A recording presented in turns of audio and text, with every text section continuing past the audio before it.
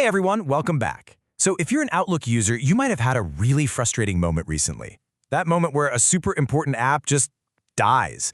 One second you're firing off emails and the next it's a frozen brick on your screen.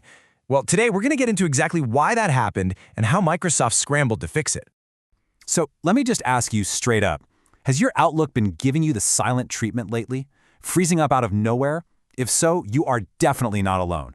Thousands of people, especially in corporate settings, suddenly found themselves completely locked out of their inboxes. I mean, talk about a massive headache for entire companies. All right, so let's get into it. This whole mess wasn't just some random bug. The problem really started showing up right after Microsoft pushed out its January Patch Tuesday updates. Yeah, the very updates that are supposed to keep things secure actually ended up breaking Outlook for a very specific and very important group of people. And get this is Microsoft's own description of the problem. This wasn't just a simple, oops, it crashed. No, the app got so stuck you had to go into the task manager and kill the process manually. Some people even said that emails they thought they sent just vanished. They weren't even in the sent items folder. Can you imagine? Absolutely maddening.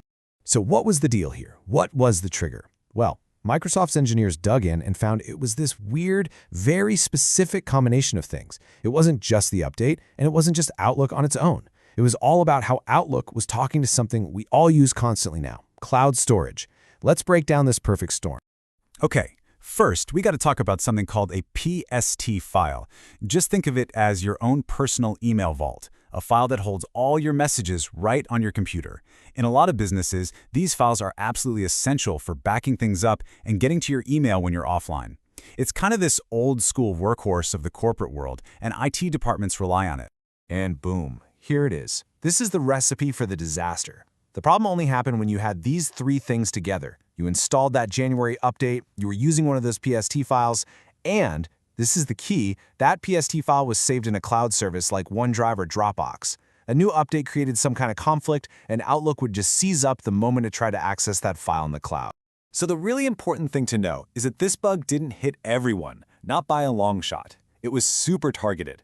Basically, if you were using the classic version of Outlook, the one most big companies use, and you had that exact setup with your PST file in the cloud after that January update, you were in the hot seat. Most regular home users, totally fine. Now, with a huge chunk of their business customers literally unable to do their jobs, Microsoft obviously couldn't just wait around for the next monthly patch.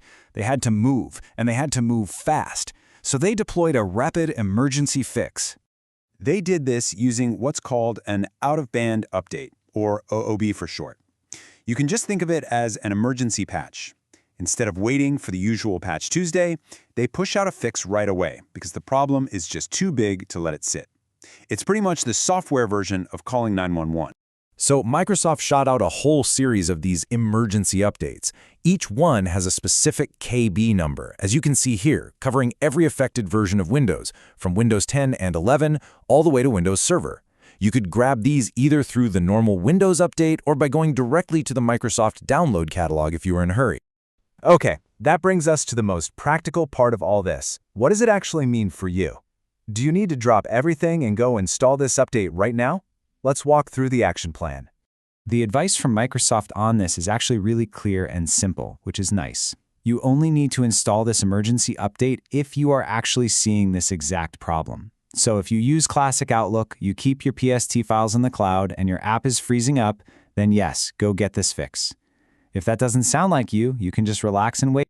And yeah, for everybody else who didn't run into this bug, the news is great. You don't have to do a thing. Microsoft has already said that these fixes will just be rolled into the next regular scheduled update. So the solution will find its way to you automatically. No need to go hunting for an emergency patch. This whole thing kind of leaves us with a bigger question. This wasn't the only emergency fix Microsoft pushed out recently. There was another one just last Saturday for totally different issues. So, as all our software gets more and more complex and tangled together, are these urgent, out-of-the-blue patches just going to be the new normal for keeping everything running? It's definitely something to think about.